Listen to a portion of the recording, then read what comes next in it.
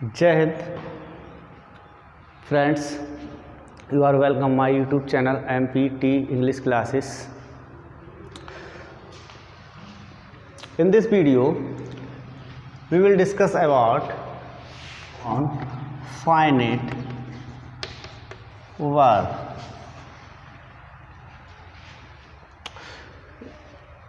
In our last video we have discussed or non-finite verb participle. We know very well there are three types of non-finite verb: participle and gerund infinitive.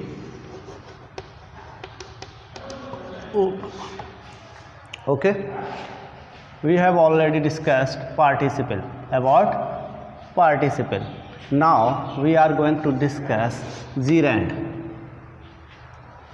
हम अपने पिछले video में non finite verb के बारे में अध्ययन कर रहे थे और हमने जाना था कि नॉन फाइनाइट वर्ब तीन प्रकार की होती है: पार्टिसिपल, जीरेंड एंड इन्फिनेटिव।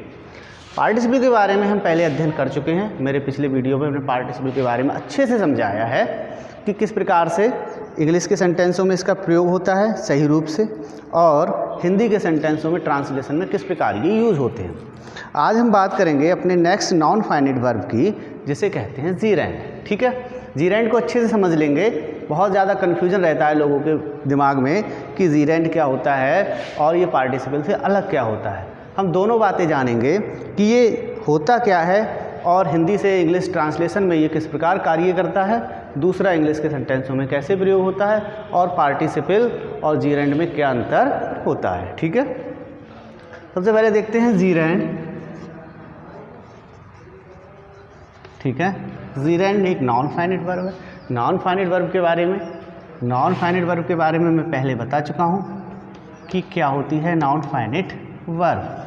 जो वर्ब डायरेक्टली सब्जेक्ट और टेंस से अफेक्टेड होती है वो उसे कहते हैं फाइनाइट वर्ब, जबकि ऐसी वर्ब जो टेंस और सब्जेक्ट के नंबर और पर्सन से इफेक्टेड नहीं होती है उसे कहते हैं नॉन फाइनाइट वर्ब।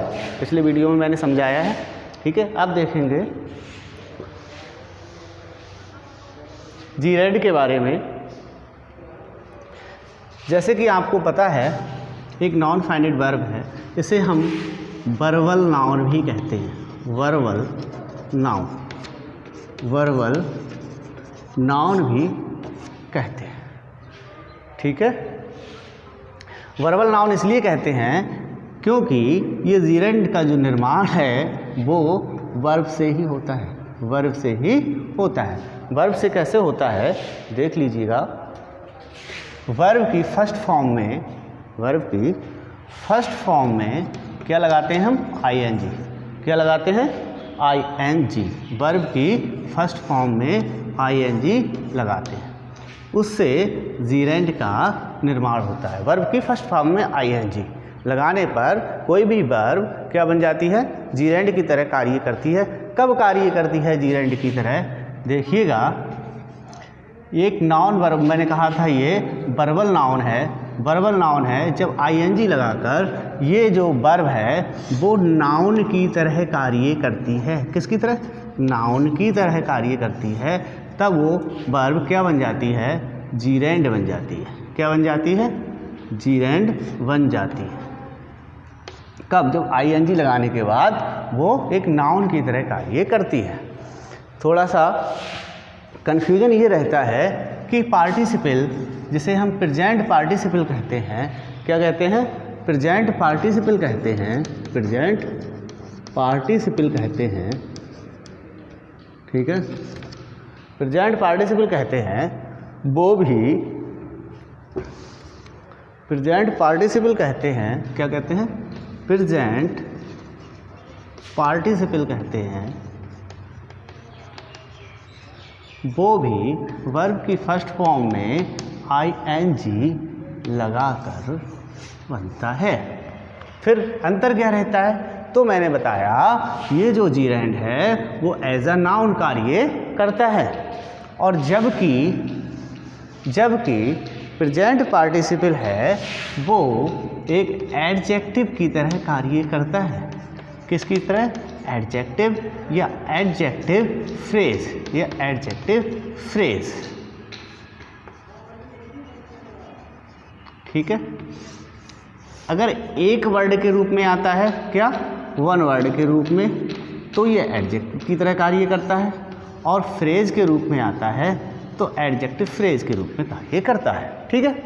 जबकि जीरैंड नाउन के रूप में कार्य करता है। अगर हम बात करें नाउन के काम की, नाउन का फंक्शन अगर पूछने लगे कोई, नाउन का फंक्शन क्या होता है, नाउन फंक्शन कैसे करता है, नाउन कार्य कैसे करता है, तो नाउन हमेशा किसी भी सेंटेंस में सब्जेक्ट ऑफ आ वर्ब, या तो किसी वर्ब का सब्जेक्ट होता है या ऑब्जेक्ट ऑफ आ वर्ब, किसी वर्ब का ऑब्जेक्ट होता है, ठीक है, या कॉम्प्लीमेंट ऑफ वर्ब होता है, या ऑब्जेक्ट ऑफ प्रीपोजिशन होता है, या केस इन एपोजिशन का वर्क करता है। केस इन एपोजिशन का वर्क करता है। केस इन एपोजिशन क्या होता है, इसका प्रयोग भी हम पढ़ेंगे। सिंथेसिस जब हम पढ़ते हैं वहाँ इसका केस इन एपोजिशन का प्रयोग होता है। जब दो सिंपल सेंटेंस को ज्वाइंट करके ऐड करके वन सिंपल सेंटेंस बनाना पड़ता है, वहाँ पर हम केस इन एपोजिशन का प्रयोग करते हैं सिंथेसिस में। ये भी हम बताएंगे तुम्हें। तो जो नाउन है वो फंक्शन करता है। नाउन के फंक्शन क्या होते हैं? Subject of a verb, object of a verb, complement of a verb, object of a preposition और केस इन एपोजिशन, ठीक है। अब ये वर्ब में आईएनजी लगकर नाउन का काम करेगा जीरैंड, तो ये वही काम करेगा जो काम नाउन करता है। या तो किसी वर्ब का क्या होगा? सब्जेक्ट होगा, या किसी वर्ब का ऑब्जेक्ट होगा, या कॉम्प्लीमेंट होगा किसी वर्ब का, या ऑब्जेक्ट होगा किसी प्रीपोजिशन का। बस इसमें ये अंतर है इसके फंक्शन में।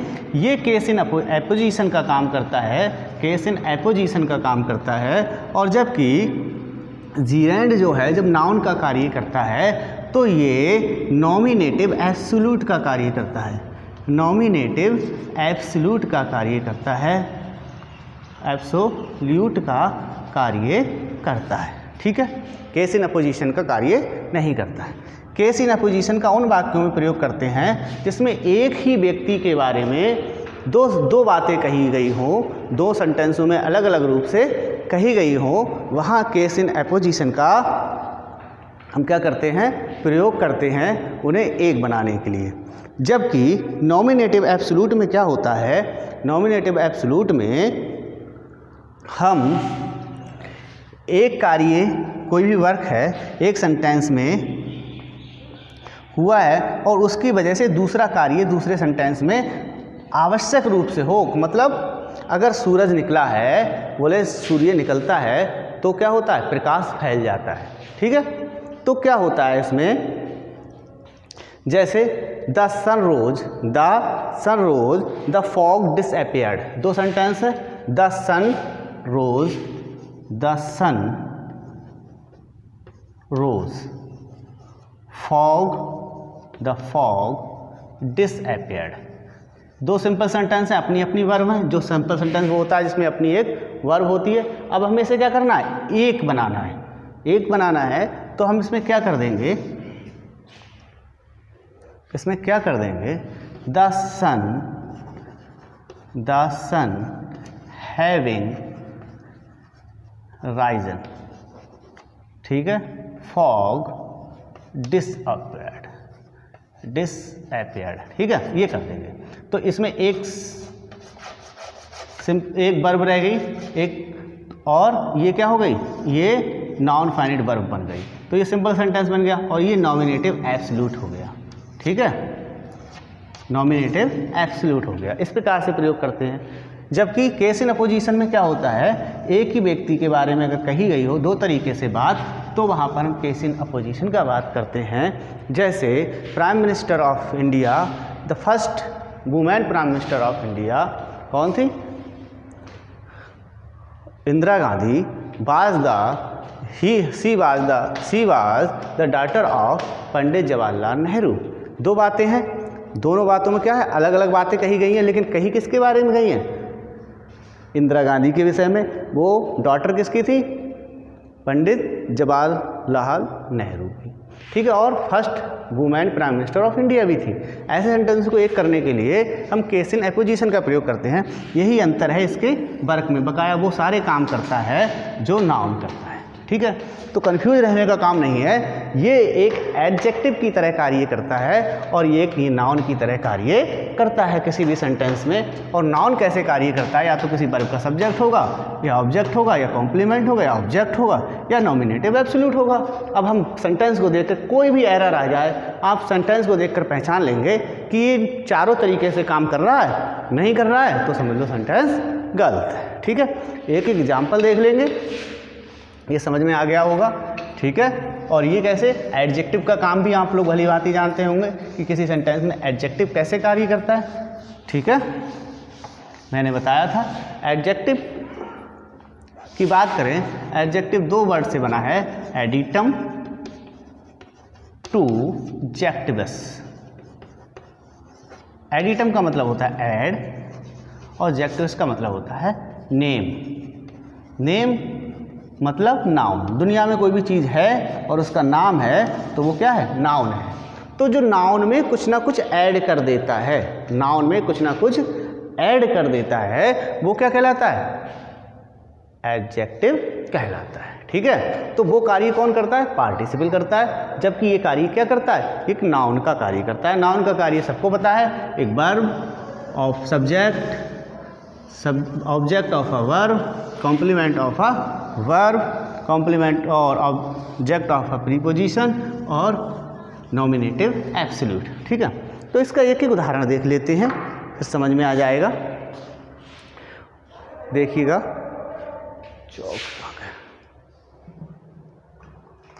अगर समझते चलोगे तो ऐसा कुछ नहीं होगा, कोई कॉन्सेप्ट ऐसा नहीं होगा जो आपका क्लियर ना हो, क्योंकि जो कॉन्सेप्ट है वो ऐसे व्यक्ति से लिए गए हैं जो अपने आप में एक महान प्राणी है। ठीक है, ये जो सारे कॉन्सेप्ट हैं, अगर इसे क्लियर ना हो तो कमेंट बॉक्स में लिखे।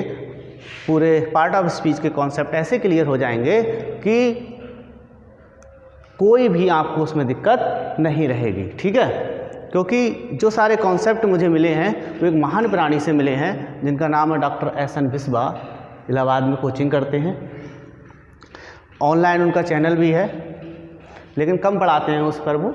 ठीक है, बड़े महान व्यक्ति हैं। अगर देखना हो तो शायद उनका गैलेक्सी ऑफ इंग्लिश करके है, डॉक्टर एस.एन. बिस्वा सर्च करना। बड़े महान व्यक्ति हैं और ऐसे कॉन्सेप्ट क्लियर हैं, किसी भी बुक्स में ऐसे आपको कॉन्सेप्ट क्लियर नहीं बनेंगे, पूरे आप जीवन कंफ्यूज रहेंगे। लेकिन अगर उनका कॉन्सेप्ट पढ़ लिया, जैसे मैंने अभी आपको बताया था एडजेक्टिव का, किसी को दिक्कत हो तो मुझसे कमेंट बॉक्स में करें, मैं उसका कॉन्सेप्ट क्लियर कराऊंगा। ठीक है, फिलहाल इसके जीरेंड का एक उदाहरण देख लेते हैं। मैंने बताया था सब्जेक्ट ऑफ अ वर्ब। देखिएगा, walking is a good exercise. ठीक है, देखिएगा क्या बताया था मैंने कि subject of a verb, subject of a verb, walk क्या होती है? वर्ब होती है।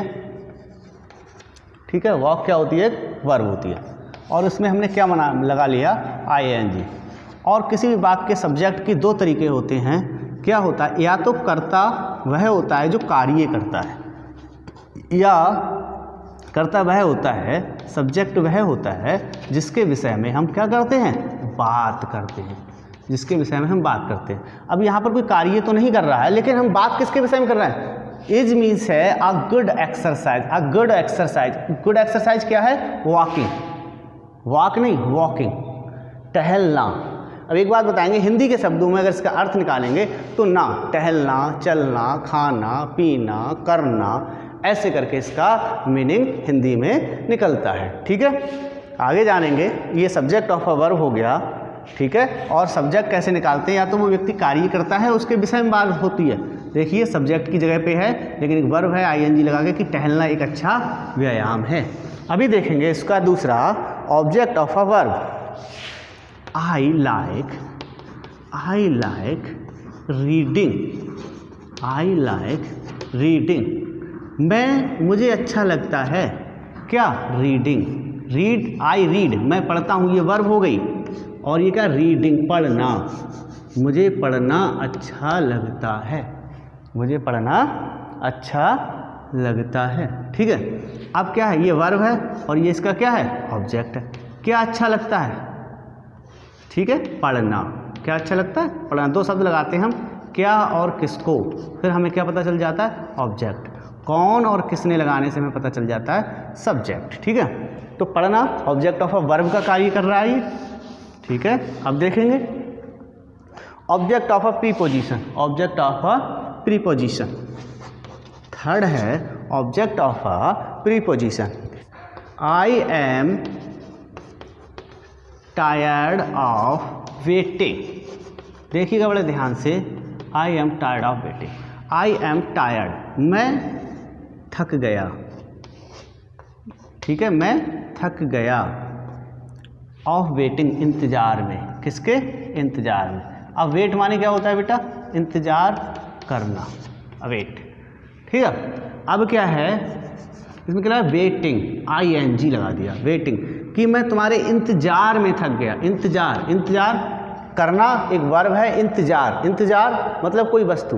कैसा नाउन है ये अगर हम बात करें तो एब्स्ट्रैक्ट नाउन है। कैसा है, एब्स्ट्रैक्ट नाउन, ऐसा नाउन जो होता है लेकिन दिखाई नहीं देता। वी कांट टच इट, हम इसे छू नहीं सकते। जैसे क्या है कि वेटिंग, यानी वेटिंग इंतजार, इंतजार होता है सबको पता है, लव प्रेम होता है सबको पता है, हेट घृणा होती है सबको पता है, लेकिन उसे हम टच नहीं कर सकते हैं। ठीक है, तो ये क्या है, ये भी एक नाउन की तरह कार्य कर रहा है कि मैं तेरे इंतजार में क्या हो गया, थक गया, या मुझे तेरे इंतजार ने थका दिया, मुझे तेरे इंतजार ने क्या कर दिया, थका दिया। ठीक है, तो अब देखिएगा यहाँ पर ये प्रीपोजिशन है और प्रीपोजिशन के ऑब्जेक्ट के रूप में ये यहाँ पर कार्य कर रहा है।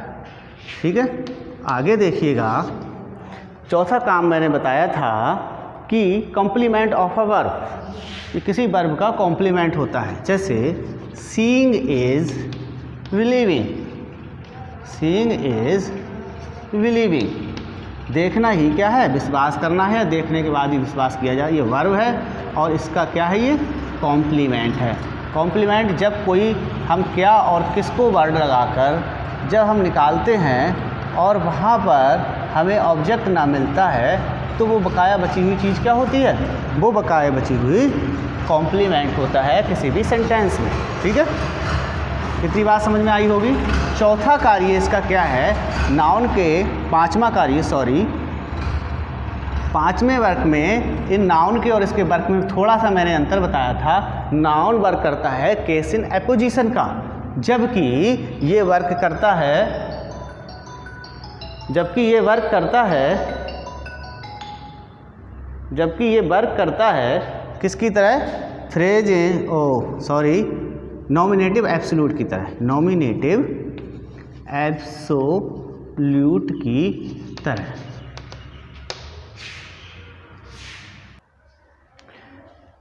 देखिएगा मैंने बताया उसमें दोनों में ये अंतर होता है, वो केस इन एपोजिशन का वर्क करता है, वो नॉमिनेटिव एब्सोल्यूट का वर्क करता है। नॉमिनेटिव एब्सोल्यूट में मैंने बताया था जब दो सेंटेंस एक साथ आते हैं और पहले सेंटेंस के किए गए कार्य से दूसरे सेंटेंस का कार्य आवश्यक रूप से होता है, वहाँ नॉमिनेटिव एब्सोल्यूट का वर्क यूज करते हैं। जैसे मैंने बताया था, the sun rise,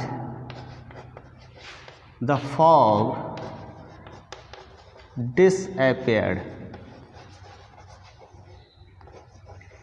disappeared, the sun having risen the fog disappear. ठीक है, देखिएगा इस सिंपल वर्ब को हमने क्या बना दिया, नॉमिनेटिव एब्सोल्यूट बना दिया और इसमें एक ही सिंपल वर्ब रह गई, तो इस प्रकार से सेंटेंस सिंपल सेंटेंस बन गया। यहाँ पर ऐसे करके इसका प्रयोग करते हैं। तो जीरेंड क्या होता है, जीरेंड एक वर्बल नाउन होता है। क्या होता है, वर्बल नाउन होता है। जो वर्बल नाउन का मतलब है जो वर्ब में कुछ चेंजेस करके नाउन की तरह वर्क करे। ठीक है, ये सब्जेक्ट की तरह वर्क करता है, ऑब्जेक्ट की तरह वर्क करता है और प्रीपोजिशन के ऑब्जेक्ट की तरह, वर्ब के कॉम्प्लीमेंट की तरह और फ्रेज इन एपोजिशन की तरह। तो कहीं भी इसका प्रयोग इस प्रकार से होगा तो समझ जाएंगे ये हम जीरेंड है। और किसी भी सेंटेंस में अगर पार्टिसिपल का प्रयोग होगा वो एडजेक्टिव की तरह होगा तो समझ जाएंगे प्रेजेंट पार्टिसिपल है। ठीक है, तो अगर प्रेजेंट पार्टिसिपल से ढंग से नहीं पढ़ा है, मेरे पिछले वीडियो में प्रेजेंट पार्टिसिपल के रूप में विस्तार से बताया है, कभी एडजेक्टिव और कभी एडजेक्टिव फ्रेज की तरह कार्य करता है, वहाँ देख लेंगे। ठीक है, और लिंक मैं डिस्क्रिप्शन बॉक्स में दे दूँगा। बहुत अच्छे से मैंने समझाया है इनके वाक्यों का हिंदी में किस प्रकार ट्रांसलेशन करते हैं कि भीड़ को देखकर वह बेहोश हो गया। ठीक है, मैं चलते चलते गिर गया, लोटा लुढ़कते लुढ़कते लुढ़क गया। बहुत से सेंटेंस मैंने इससे ट्रांसलेट करके दिखाए हैं। इसका फंक्शन समझ में आ गया होगा। अगर ये फंक्शन आ गया तो आप किसी भी एग्जाम में इससे आने वाले रिलेटेड किसी भी क्वेश्चन को आप गलत नहीं करेंगे। ठीक है, अब देख लेते हैं हिंदी के वाक्यों में इसका प्रयोग किस प्रकार से करते हैं। पर क्या है, ना करने पर क्या निकलता है, ना। ठीक, ना है, करना ही क्या है, सीखना है, करना ही सीखना है। डूइंग, करना, क्या सीखना है, करना। तो डूइंग, डू की फर्स्ट फॉर्म में ING, doing is learning, doing is learning, करना ही सीखना है। और ये object of a complement of a verb हो गया। ठीक है, अगला देखेंगे, देखिएगा ध्यान से। धूम्रपान, धूम्रपान एक बुरी आदत है। क्या चीज़, धूम्रपान, स्मोकिंग। धूम्रपान का क्या होता है, स्मोकिंग इज आ, क्या होगा, स्मोक का smoke is a bad habit, smoking is a bad habit. भूलना क्या है, स्मोकिंग, ये है क्या है, जीरेंड है। ये किसकी तरह काम कर रहा है, एक सब्जेक्ट की तरह कार्य कर रहा है, बुरी आदत है। जैसे वाक्य देखेंगे, घास पर, सेंटेंस देखेंगे, घास पर टहलना, टहलना क्या है, बुरी आदत है, बुरी आदत है। ठीक है, क्या अब देखेंगे करता कौन है, घास पर टहलना, क्या है, टहलना। तो हम लिख देंगे walking, walk ING, walking is prohibited on the grass, on the grass. ठीक है, इस प्रकार से ये हिंदी के वाक्यों में भी इसका प्रयोग करते हैं। आगे बात समझ में। ठीक है, ऐसे बहुत सारे चीज़ें होती हैं कि एक्सरसाइज करना, व्यायाम करना, देखना, सुनना, इस प्रकार का अगर सेंटेंस के रूप में इसका प्रयोग करते हैं तो इसमें subject, object, verb, complement, preposition object या नॉमिनेटिव एब्सोल्यूट के रूप में इसका प्रयोग होता है। तो क्या होता है, वो जीरेंड होता है। ठीक है, इस कॉन्सेप्ट को आप समझ गए होंगे और हिंदी के वाक्यों में भी कैसे प्रयोग करते हैं वो समझ गए होंगे। अगर किसी को अब भी कुछ समझ में नहीं आया हो, कोई डाउट रह गया हो तो कमेंट बॉक्स में कमेंट करें, हम उसका डाउट क्लियर करेंगे। और किसी टॉपिक पे उसे कुछ चाहिए तो हमें बताएं। ठीक है, थैंक यू, धन्यवाद।